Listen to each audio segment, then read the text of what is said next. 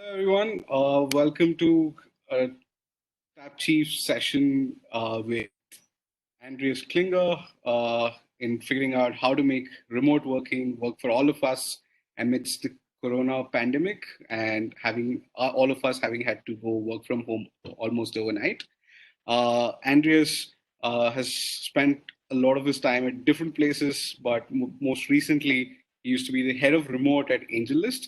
If you guys are wondering what does that designation sound or what does it mean, that's precisely why we have him here today to tell us how do remote first companies really function and what can we all do today to make this all seamless for all of us involved. Uh, so, Andreas, before I bring you in, I'll just take my video off to again conserve bandwidth across the board. And I'll keep asking questions and feel free to add your viewpoints and we'll take it from there. Awesome. And it would be great if you can say hello to our audience as well. I will do that. And this is the first part. You might want to edit afterwards. Hey, everybody. My name is Andreas. Hey, everybody. My name is Andreas. I'm head of remote at AngelList. My job is basically to help AngelList figure out how remote teams can leverage AngelList better. I especially focus around the areas of recruiting and finding jobs. So how can teams find remote talent? How can remote talent find jobs? There's a lot of problems here, as you all know. Anybody who ever applied to an international job knows it's hard to stand out as a candidate. It's hard for companies to just filter a lot of people they don't know. My job at AngelList is together with a lot of amazing people to figure out how can we do a little bit of an improvement here to just help more talented people worldwide to find jobs. Awesome. Thank you so much for that, Andreas. So jumping in right very quickly, what do you think are some of the first few things companies as well as team members need to do with this switch where everybody is having to go work from home mandatorily, right? And this the situation across the globe more or less. And here at India, as I was mentioning earlier in our chat, it's not something most companies and orgs are used to, right? So, Yes. what would be your top two to three, quick suggestions for companies undergoing this transition? Yes. So first of all, this is not an India thing. Like this is not common in America neither. Like I know there's like a lot of remote teams like known in America and like in other parts, but most of the companies here don't work remote. They don't have experience. They may maybe have like a few poor people who sit and work remote for them beforehand, but they don't have the whole core of the operation remote. Absolutely, like the majority of companies does not have this experience. Like India is not alone with this. So this is completely confusing to everybody right now. And to be frank, in a way, this has nothing to do with remote work because, yay, a lot of people work remote, but they work remote in a setup where they cannot get their kids to kindergarten or school. They work in a setup where everybody all of a sudden has to work remote without any proper preparation. They work in a setup where they cannot leave their house, or even if they can, they're very anxious about this. This is not remote work. Remote work is teams that had years to figure out their processes, where they optimize the individual performance to the maximum, where everybody joined with the clear intent to join a remote team. It's completely different. What we're experiencing right now is almost like mandatory work from home, or uh, almost like forced self-distancing isolation setup. And it's very different from being a remote team. So my first recommendation, and if you have any takeaway from this whole 20, 30 minutes we're going to do, this one takeaway I have for you is your goal right now is not to become the best remote team in the world. Your goal is not to be like this amazing, figure every detail out about remote work. Your goal right now is to get an emergency work from home setup that works for your specific company, that keeps your company productive, your team happy, and your company and your business afloat. This is your goal. So there's a ton of advice out there that's like how to efficiently run a remote team, how to make it perfect, and yada, yada, yada. Focus on that once you have the basics. Your basics right now is like emergency work from home. Everybody has to do this. What are the bare minimums we have to do to be operational, to keep the business afloat, to keep our customers afloat? And in let's say 1 month from now, when you have this, and this feels like second nature, start about worrying about like opportunities to improve. And approach it from that mindset. That's my main takeaway for this whole call. And if you only have 5 minutes, feel free to hang up now. You had it, like take this and leave. Right. So when you speak of bare minimums, right? What are a couple of things? Like one of the things, let's say here at TapChief, we managed to implement was at the very least was to have a morning stand-up call, at least across different teams, to just sync up and check in and ensure that our priorities are set for the day. We Yes. use that as a bare minimum to begin with.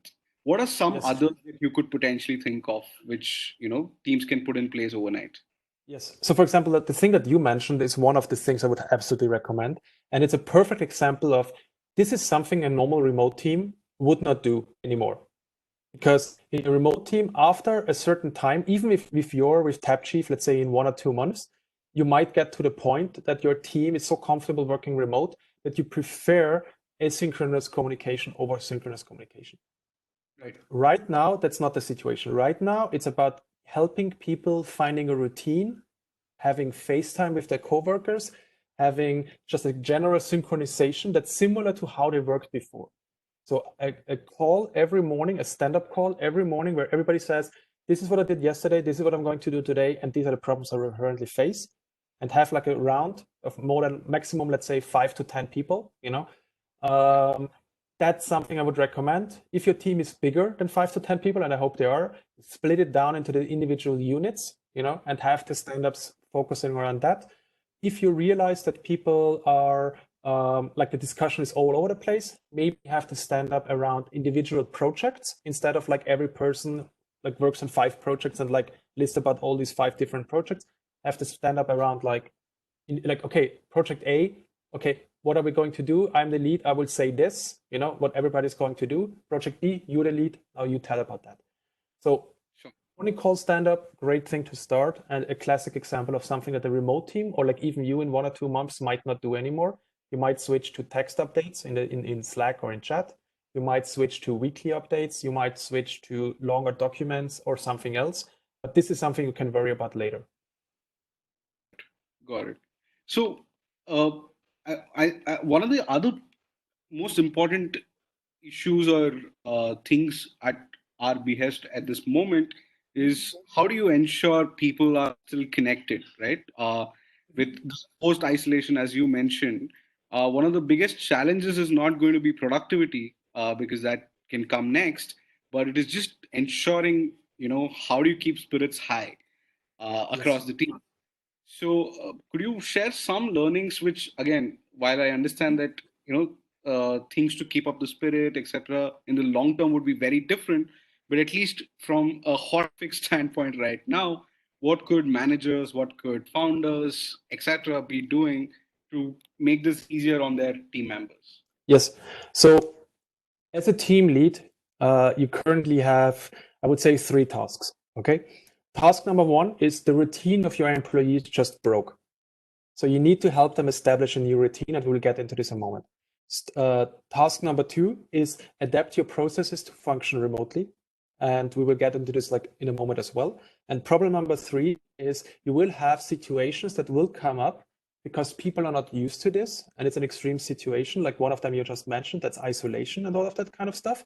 And those will happen realistically in 1 week, 2 weeks, 3 weeks from now. And you kind of want to get ahead of those problems. Okay. So to repeat, routine broke, what can you do? Processes need to be changed to actually make them work remotely. And number 3 is get ahead of future problems, especially around mental health and isolation. Okay. What I will do now is with Kumal together is just jump into all of these 3 and like tell a little bit about each of them. Okay. Absolutely. So cool. So I will start with the routine. People usually get up in the morning, hopefully shower, dress, go outside, go to work, have a commute to work, and then at work have some synchronization with somebody and start working, right? Right now, the process broke. They get up, and what's happening now? What I would highly recommend is help your team to recreate their previous routine in the morning as much as they can, okay? And step by step on the long run, iterate on that to be more remote friendly or more just better. So it's basics, like get up at a specific time, shower, maybe have a breakfast before you start working. What I would personally recommend is walk around the block because it cleans your head, and it's still safe to go outside if you're careful. Like, it's not like, let's be realistic about this. It's much more about like keeping distance right now than just never leaving the house. Exception, obviously, if you have sick people at your home and et cetera, et cetera. Like, I'm not a doctor, I'm not a lawyer. Please don't sue me about this advice. But in my opinion, it's still safe to go outside in the morning, have a quick walk, and just like clear your head. Okay, come back and have a stand up with your specific team where you discuss what you're going to do. Write your to-do list. If you do this usually, write your to-do list for the day and get working. Okay, this is the routine you like still want to have. Second of all, get working. What does this mean? You might not have a dedicated place you actually work from. So number one advice I would give here to leaders is tell your team to dedicate area in their flat for work. So have a specific corner, a specific desk that's cleaned up. Everything is gone. Get the best chair you have. Get a monitor if you have one. Get the stuff from the office if it's still safe. Put it there and have a clean space you can actually work from now daily, and expect this to be realistic for the next 1 month, if not 3 to more months. So it's worth now to say, hey, I need to buy a new desk online, ideally, or it's now a good moment to say, I need to invest in a better router or upgrade my internet connection. It's worth now to just dedicating this area, ideally with a door to the rest of your flat, because you want to keep this area of like work and private a little bit separate to also enjoy your private space a little bit more. I know it's comfortable to work from the couch from time to time. If you're going to do this 1 or 2 months, you will have very bad problems with your back and everything. And it's also not very productive. Okay. I think all of this is obvious what I'm saying here. So this is very clear. A lot of people don't have space in their flat to do this. What friends of mine are doing is they have breakfast, and then afterwards they clean up their kitchen table, they clean up the kitchen, and then they set up their workspace on the desk, bring a monitor and everything, set up on the kitchen desk, and work from there. If you have multiple people working from your same place, consider maybe working from the same area or like separate areas, but have a clear discussion how to interrupt each other, how to distract each other, and all this kind of stuff. Additionally, if you have kids, that's a whole different discussion. That's like working from home while having kids is like this own game. If you're in this situation, God bless you, and I wish you all the best. Kids are very distracting, and that's kind of their job. Honestly, it's how they survive. My recommendation here is split this work with your partner. Your partner is most likely also working from home. Split this work with your partner. If you have relatives who can help, great. If your kids are, let's say, a certain age, like your kids are at the age that they need to go to school, consider what homeschooling they can do. I'm pretty sure your teacher has some idea around that. And if not, then there is websites like microschool.com, which is written like microschool, and then ed.com, where they just explain best practices. There's multiple of other resources. Do that and have maybe your kids call other friends of theirs to work together. So this is just like the whole topic of like fixing your routine, working from home, and just like you yourself and each individual team member to get back productive. We will jump into how to set up processes for remote in a second, but first, Kamal, do you have any questions or anything I've missed that you think I should mention? No, I think that's definitely very, very elaborate and quite useful for sure. So I think, yeah, we can definitely just quickly jump into the next bit. Awesome. Okay, cool. So working remotely, and again, the goal is not to become the past perfect remote team. Like this is later. This is just something you can worry about in 1 month from now. Okay, so get a license for a video chat. Small team Hangout is enough. If you have a larger team, get Zoom. Have a video, like a chat, most likely already using all of these tools I mentioned. Like get Slack or something. Most likely you're using them anyway. Okay. If your team or some friends of yours, like a company of a friend of yours who is not very technical, struggles with like Slack or Zoom, recommend them tools like virtual offices. There's a company called Sococo, which is written SOCOCO.com, which is basically a virtual office. It's kind of like a mini game around and talk to each other, and I experienced that this works really well for non-technical like companies where it's just like we need to keep this company afloat, and I really don't want to learn about macros and Slack commands. Like, what the hell are you talking about? This is very as good as it gets for these kind of problems. Recommend that. We discussed before daily calls. I highly think this is a good idea. Have every team have a weekly call additionally. Make sure you have one with all your reports once a week. In those one-on-one calls, ideally not focus too much on work, but more on private stuff to like get a sense of like personal problems and all these kind of things.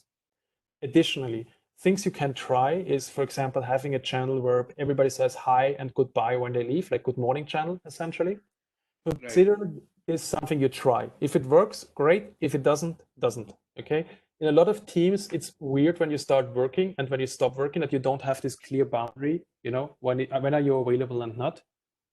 In an office, it's kind of obvious because you're here. You don't have this online, right? So try a channel like a good morning channel where you do this kind of thing. Maybe it works. Maybe it sucks and your team hates it. That's fine. In the next weeks, you will anyway iterate a lot of stuff. The other stuff is video calls. On like people showing their face and not like Kumal, who's not showing his face and is completely unpolite right now. You know, just saying. Don't messing with you. Have the video on so that people see faces and have like this kind of experience. These are the basics, okay? And now we'll jump really quickly into what I would recommend as like the best practices around remote work. Number one, have efficient meetings. This means, and this is all the stuff you already do. Have a lead who does the meeting, who prepares the meeting, who knows what they want to get out of this meeting, and ideally should be the person that actually needs that stuff. So don't delegate it to somebody else. It should be the person who needs that stuff. Have something written down beforehand that everybody can read. Have a concise discussion, ideally no longer than 30, 40 minutes because video calls are long and exhausting. Have afterwards decision and to-dos written down and shared with the rest of the team so that not everybody feels like they need to join, okay? On the long run, you will realize that the writing down and process and collaborating on a document will replace a lot of meetings. And ideally, you do this in Google Docs or Notion or something else, where you just have people writing a complex discussion into like a complex problem into one document, and people add their comments to it. And you will realize that this might even be a more structured approach to a lot of problems. And I'm pretty sure a lot of people in your audience already do complex problems like that. If you don't, I think this will be a good thing for you because it will just like reduce a lot of meetings. So just to repeat, consider getting video chat, consider, most likely you already have a good morning channel, have video meetings where everybody's on, you know, and additionally prepare for those meetings and have documents where discuss the actual big problems. This is the big must-haves. And over time, you will do more and more to improve, which we can come back to later. But like, this is your must-haves that I would recommend right now. Got it. Got it. Just very quickly, if you could also further add, I think you covered it in some way with the way on how people need to collaborate before meetings and so on and so forth. But just very quickly, when it comes to anything which is conflicting or which leads to arguments, when folk when folks are at an office, it's very relatively easy to kind of walk up to somebody, have that emotional context, and the intangible with respect to body language, with respect to so many things, to resolve it far quicker, right? In a remote setting, if you could just quickly touch upon what is the best way to kind of really resolve conflicts, that could be quite useful, and that could be conflicts in terms of policy, conflicts in terms of prioritization on features, on products, or even on a sales deal. So yeah, that could be very, very useful. This is also like one of the hardest. So in reality, all the problems you face in remote work usually are not related to remote work. They're related to management of digital knowledge workers. So you have a lot of smart people in a complex setup where it's sometimes not clear what we should be doing, or it changes every 2 months, and it's sometimes very hectic. It's sometimes you hire new people really quickly, and it's just not clear always who leads what decision should be made, what do we want to get out of this, blah, blah, blah. All of that isn't a problem with remote work. This is a problem with managing digital knowledge workers. Sure. Unfortunate reality is when you in person, you just have a quick meeting, you discuss each other. Maybe one person gets very, I don't know, authoritative or emotional or aggressive, and suddenly like this is solved maybe through magic. You can patch a lot of problems you have in your companies with more meetings. Ad hoc meetings, quickly discuss something. You can patch your process problems doing that. In a remote team, you can't do more and more meetings. Like meetings are really, really exhausting over video call. They might just disrupt people completely because they work, like they have to pay attention for the kids right now. You can't just jump on a call sometimes. You can't do this in a remote team. So all of these problems now become like 10 times bigger for you. So what can you do? Again, structure, like different between the problem and the person. Okay. Or a different way to see this is like a person and the context is the outcome. Okay. So your job as a manager is to improve the context. Context can mean what does the company actually want as a goal? So that's just like priorities in a way. Okay. Who makes decisions? And this is not like a binary answer. It's not like this person makes the decisions. If that's your answer, then you have a problem because this person will hate the next 3 months because everybody will ping them all the time. In reality, you have almost like a decision layering where you have different decisions should be done by different people. You don't need the CEO of your company to decide the color of a button. Like you have decision layering, but it needs to be clear who has authority on over what decisions and who can basically have a handbrake. So like, okay, this team here makes these decisions. In that team, everybody's kind of equal, but this person in the end will decide. Okay. And then above, you have this other person who leads all of these different teams who will just trust this person, but has a handbrake. So you basically can say, this is what we are planning, give us your feedback, great, we will change this, and they will trust them. But maybe at some point they're like, hey, no, you can't do this, handbrake, I just override you, and like, listen to me, we need to do that differently. Sure. Consider this like, think of it as a handbrake, think of this like an emergency, like, no, we shouldn't do this. And otherwise structure your process in a way that these people and these teams can work autonomously as much as you can, because that removes meetings. So we're now talking about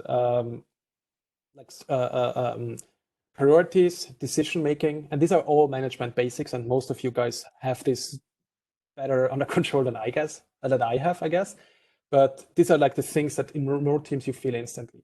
Another angle here is weekly one-on-ones with your reports.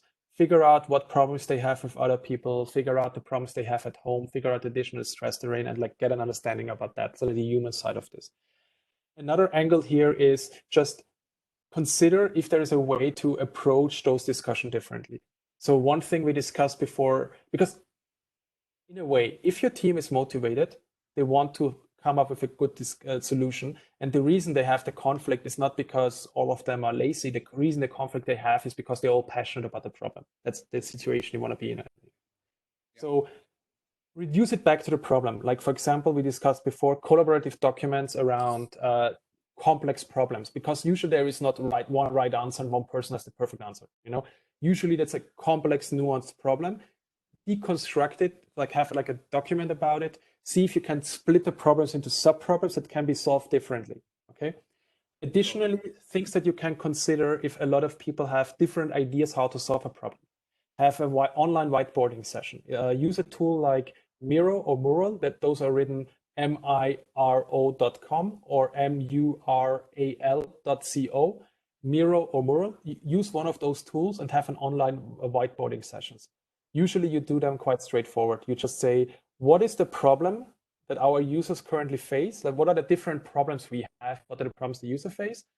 Session number one, like post-its. Everybody has post-its. You cluster them into groups. Session number two is what solutions and ideas can we come up with? Again, post-its. Everybody writes post-its. You cluster them into groups, and you try afterwards. Ideally, you have at that point a clear, like, okay, these are the big topics, like, and if not, then try to have voting on each of them. Like, everybody adds a star to the ones they like the most. It's still in the end the team leads decision what should be done.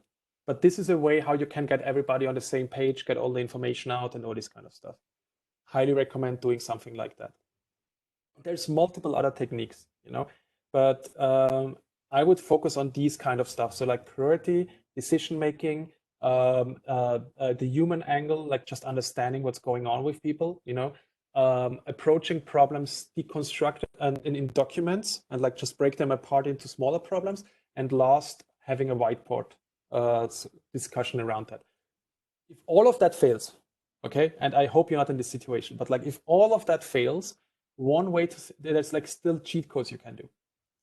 Number one is think of it not as how to say this, as a yes or no question, like should we do this or not? Think of this as a risk discussion. What is the risk we're willing to put in right now? And risk can be formulated as time or as money. Okay, so what is the time we're willing to bet on this? Is it like 1 week of one person, 2 weeks of 5 people? You know, is it $5,000 because we have to hire somebody external to do that? You know, what is the risk you are willing to commit? Because that changes the discussion, because you no longer have to agree if it's a good idea or not. You can change this to an experiment, a risk, you know, like, and this is usually a healthy discussion. If you have still no agreement whatsoever, and trust me, I've been in those teams, another thing you can do is have just a way to just do it anyway. Okay, what does this mean? Let's say you have a designer who really needs to optimize one thing and hates what currently is done, and like perfectionist problem, you know, or like an engineer who thinks the solution doesn't work and like it's not scalable, blah, blah, blah. Ship the thing that you currently have, assuming you have no reasonably in large bugs, ship it to 100 people or 1% of your audience, you know, like a really small amount. Ship that, and it instantly changes the discussion, because now longer it's not about like what should we do to make this ideal. Now it's like what should we do to not completely embarrass ourselves and like fix the current thing we have. And usually you unlock a different discussion by doing that. So, and there's a few other cheat codes, but I think you get the idea. Like find ways to ship anyway, and find ways to have somebody agree and have a team kind of agree on something anyway. Yeah, I mean, thank you so much for like the tactical advice, I guess, because I think this is something I'm sure a lot of teams are going to start facing in the coming days, or are already facing the first few days. And you're not alone. Every team right now has this. You can be the Facebook, you can be Tesla, you can be SpaceX. You know, everybody right now figures out how to do this without seeing each other on a daily basis in person, and you're not alone with this.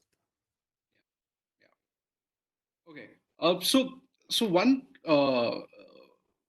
thing I wanted again your attention towards is what's your advice slash thoughts around people whose roles largely involved in-person interaction slash communication, which is largely folks like sales people, sales reps, Yes. account managers, HRs, admin, right? So there are a bunch of these people whose entire of their day is spent on interacting with other people and largely in person, right?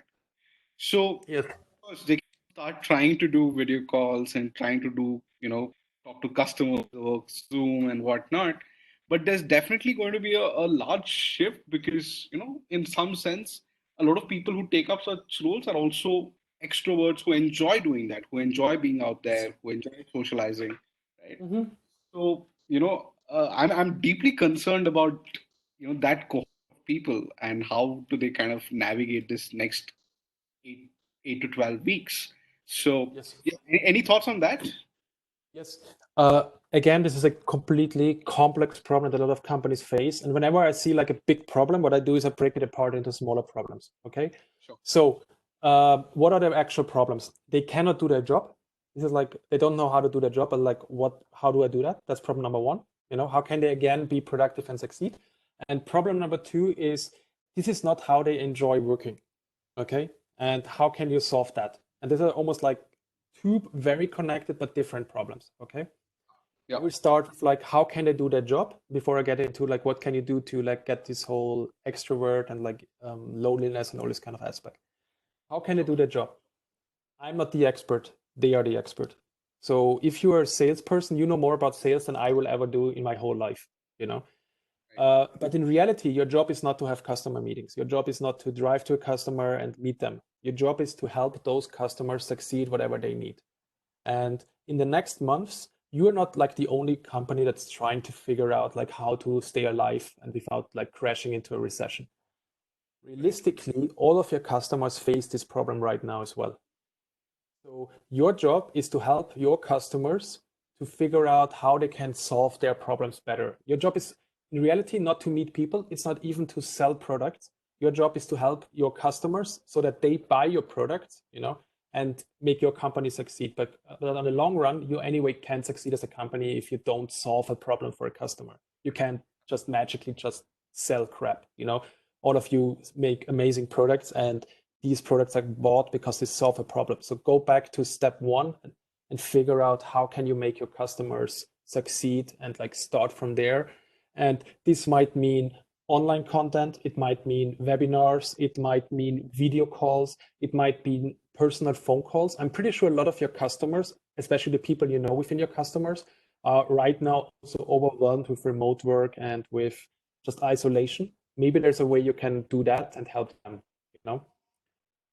So this is what I would try to do. I know it's a little bit different in India, like in America and in Western Europe and a lot of countries in Asia. We have now like complete lockdown, like cities are like just completely locked. So if I call anybody here, I know they have the same situation. I know in India and a lot of other parts, it's a little bit different. Like some teams are like working from home, some are not. So it might be different in that situation. We're getting there very soon as well. I think so. Maybe, maybe not. I hope you don't need to. But what I'm trying to say is maybe that doesn't really apply to all the companies in India, but it's still the same truth. Like the truth is you're trying to solve problems for your customer. How can you do that? And honestly, I don't have a good answer for that, the actual how, but I think that's how I would, like, this is the approach I would take to solve that problem. And that's something you need to do with your sales lead and your management together, because this is not the problem of one sales rep. This is the problem of the whole company right now, because if the company doesn't sell, the company goes down, period. So this is a problem from the CEO down to the any sales rep. This is not the problem of the sales rep. Okay. Absolutely. Is there anything you want to add to this, because you're the expert for this? Like I just I just make No, long sentences and sound smart. I've had similar conversations with our teams as well, especially everybody who had some sort of client or customer facing roles. Is that, especially at Tap Chief, our genesis has been to enable and empower businesses to work with talent independently, remotely, who are not part of their teams, but are coming on to kind of solve an immediate problem. So most of customers are always in distress, right? Because they're not having been able to figure out something, and hence they're working and using our platform to find great folks to solve that problem. Mhm. I've told my teams is honestly that today is that situation is 10x because Mhm. everybody's stressed and everybody's looking for help. And Yes. anything we can do from which can kind of further their respective objectives, their respective goals at this point is incredibly valuable, right? So one of the reasons even we wrote the guide is because we went and asked the freelancers on our platform, because they are the only cohort of professionals who had spent a lot of time in India, especially working remotely. So we asked them what are the best practices. We asked companies who have been working with such freelancers what are the best practices. And Mhm. this session with you, it is just geared towards that. It's not necessarily because, hey, let's go do more sales right away or something like that, but it is geared towards, what is the best way for all of us to figure the situation out. And Mhm. we're just trying to be the rallying force in some sense to try and do our bit to get more and more people accustomed to this lifestyle, at least in the interim.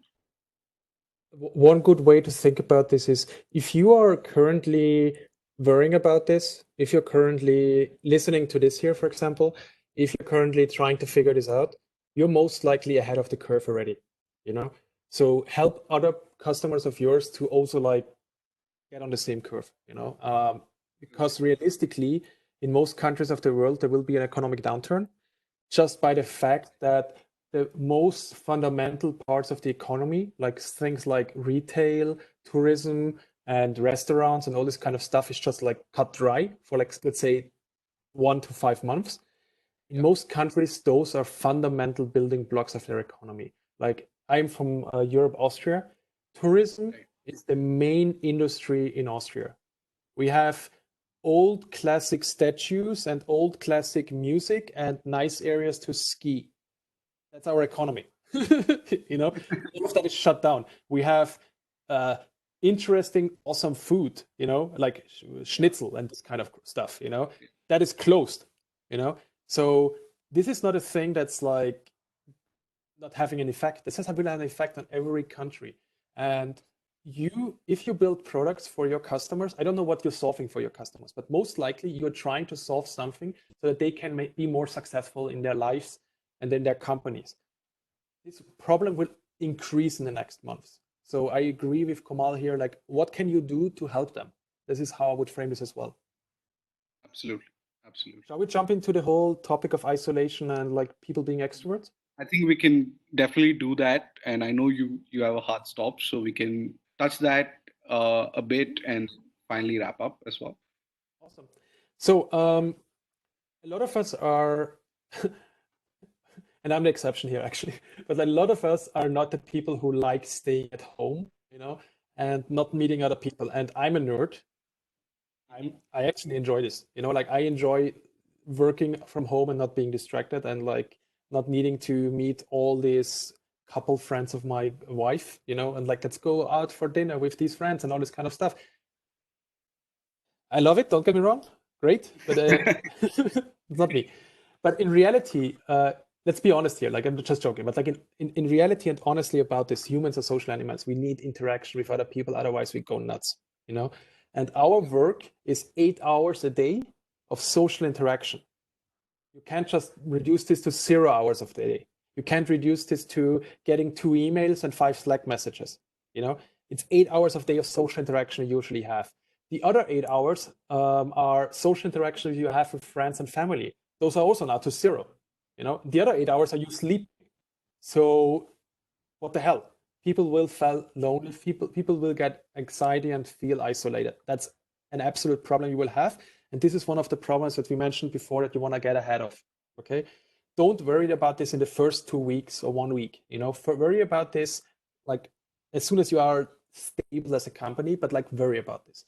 So what I would personally recommend here is crowdsource ideas from your team because they know what's what, they know how, they have good ideas, they know each other, Get a general understanding across that even if you don't like having video on, it's not about you. It's not about you feeling weird about this. It's about the rest of the team being able to see somebody. That's important. Absolutely. Get this across, And then additionally, come up with ideas that you can do in a team to get a little bit of this social fabric that makes your office an amazing place, also work online. Things I recommend personally, and I think a lot of you already do this, is no agenda meetings. Like we just have a call at 5 p.m. If you want, get a beer, and we talk about whatever. It doesn't matter, who's there. Yeah. And those are, of course, are not mandatory. Like people can do or not do that, Things that we do additionally at AngelList, for example, somebody's cooking, they turn on the video call and be like, join me, like I'm cooking, like whatever. Wow. That's interesting. We had teams that did games through Zoom and online tools like Tabletop Simulator, where they just were playing online games or like online Tetris. They were just playing it against each other, streaming it, and other people watched in. And this is not something where I have to join. But it's some people like, hey, we're doing this. Join if you want. Great. Some people will. It's fun. Other things that I saw really successful, at least at AngelList and other companies, is have channels where you post pictures. Like here, like the pets, the food, the kids, whatever, doesn't matter. This is kind of giving people a little bit of a, I don't know, just moment to shine and also like a moment to just like see what's going on with other people. And again, just to go back to the very first one, crowdsource those ideas from your people. Most likely you have people who already have experience with remote work. They might have amazing ideas, maybe your HR team or your office manager or your operations team or your people team have like really good ideas what could be done, and experiment with them. Some of them are crap, some of them are good. And encourage your team to do the same stuff also with their family and friends. Like do like your kids should have like a hangout where they do their homework. You should have a cooking session with your parents, stuff And this is no joke. I joined a wedding celebration through Zoom. Oh, wow. Okay. Yeah, and it was not the most awkward wedding celebration I've ever been into. So that's a win, I guess. Um, so suggest this kind of stuff, and people will have their own ideas and try to do that. But the main takeaway I want to have you as a lead is have those activities pop up, have the team crowdsource this, but your job as a lead is to have one-on-ones with everybody under your leadership and have a tap on what does this crisis and this scenario mean for them on a human side. Like, how does this affect them? Do they have family members who are in danger, like they work as nurses or they're old? Just understand this really, really well, because that's the only way you can like be ahead of the problems you will face through that. That's my main advice here. Got it. So, thank you so much for doing this and sharing all your thoughts with our audience and with me. So, we'll be publishing this soon. So, once again, thank you so much, Andreas, for doing this for all of us at TapChief. I'm sure not just for our teams internally, but across the Indian ecosystem, this would be of incredible, incredible help. Likewise. Thanks so much for doing this, because especially I think India is one of the most important tech hubs we have right now. And India is right now, like, people still in the Western world have this perception of India as being this outsourcing hub. This is not the reality anymore. The reality is now that you have native speaking, highly educated, amazing engineers doing the next generation of amazing products, and they have a consumer market at home that's larger than any consumer market that anybody in the Western world will ever have, locally. So the next big generation of startups will come out of India. Everybody's talking about China. China doesn't get the Western world. China doesn't speak English. They will have a few really big successes. India in 5 years from now will be the thing that everybody watches. So you and a lot of other companies right now helping Indian teams figure out how to get through this crisis without having a major recession or just closing down their companies.